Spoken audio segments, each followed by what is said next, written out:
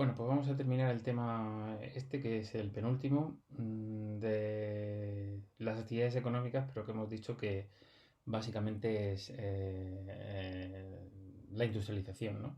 Todo el proceso de industrialización desde el siglo XVIII hasta nuestros días. Bueno, nos quedaban lo que vuestro libro llama paisajes de la tercera revolución industrial, del planeta fábrica. Bueno, nos describe un poquito cómo ha sido la evolución industrial desde el último cuarto del siglo XX hasta la actualidad. Hay una palabra que se ha utilizado, se ha venido utilizando mucho desde finales del siglo XX y principios del siglo XXI, que es la de globalización. Esa interrelación de todos los países en el mismo sistema económico y de relaciones internacionales, ¿no? Ese mundo interconectado, todo favorecido por las tecnologías de la información y la comunicación. Bueno, desde el punto de vista industrial, pues desde ese último cuarto del siglo XX hasta nuestros días, esos 50 años aproximadamente, se ha producido un desarrollo tecnológico continuado, pero ha habido un acontecimiento que fue la crisis del petróleo, la llamada crisis del petróleo de principios de los 70, de 1973-74, cuando los países productores nacionalizan estos recursos energéticos y se produce un alza de precios importante y una crisis económica a continuación.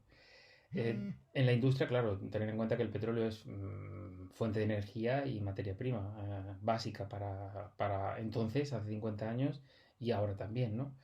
Eso impuso un proceso de reconversión industrial, ¿no? Hubo que adecuar las industrias, todo el sistema económico, ¿no? Pero lo que a nosotros nos atañe ahora, las industrias, a esa nueva situación.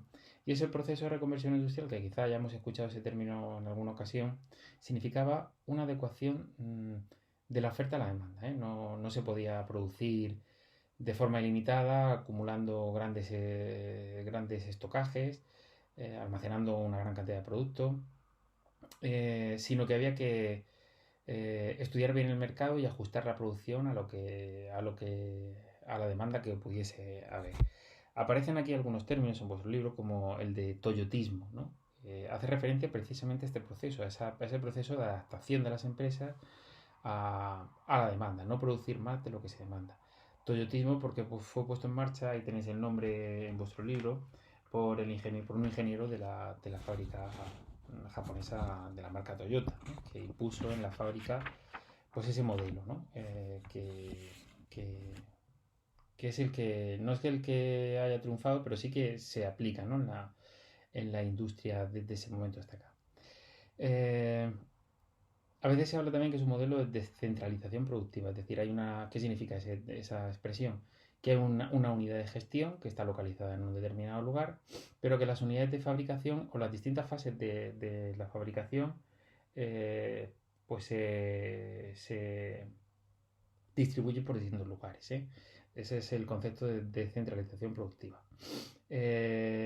Bueno, tanto en el libro como en el resumen, bien explicado. Y da lugar a una serie de pues conceptos que están relacionados, como el de multiplanta, el de sistemas productivos locales, la industria difusa, la especialización flexible. Es decir, ya no es una gran fábrica que lo concentra todo, sino que muchas veces lo que hace es difundir esos distintos procesos que puede abarcar la fabricación de un determinado producto, pues por otras empresas, ¿no? Por eso el desarrollo de las pequeñas y medianas empresas, de la subcontratación, ¿no?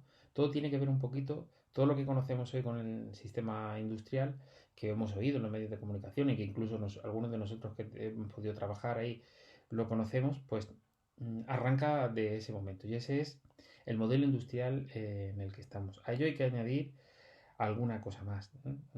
Dentro de ese término o ese concepto de globalización que hemos hablado, uno de los elementos más característicos de la industria en este mundo globalizado es el de las multinacionales, ¿no? ¿Qué es una multinacional? Pues una empresa que tiene delegaciones en muchas naciones, ¿no? En muchos países, ¿no? Claro, porque hay que estar en todos los países, ¿no? En todos los sitios, ¿no?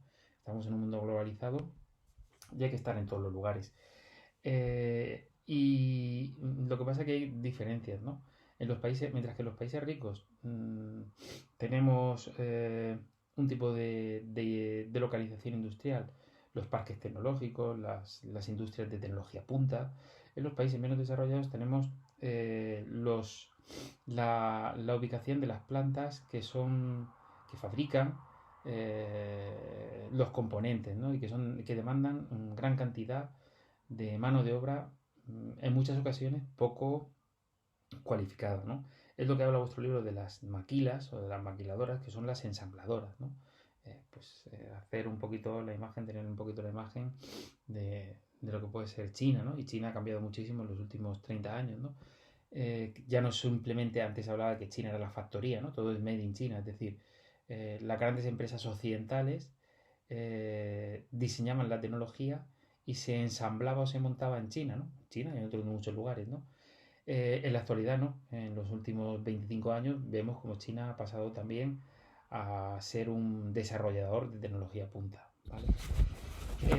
Y por último, dice vuestro libro que también tengamos en cuenta dos conceptos, el de NPI, los nuevos países industrializados del sureste de Asia, son esos países que en torno a Japón y en torno a la propia China han ido desarrollándose como lugares factoría, como fabricantes, ¿no?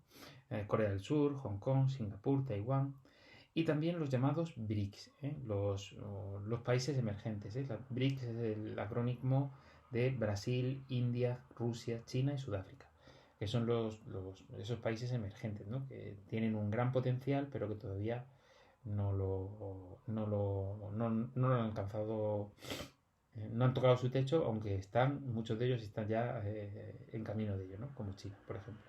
Bueno, pues leer el tema, leer el resumen y con esto pues hemos terminado este tema.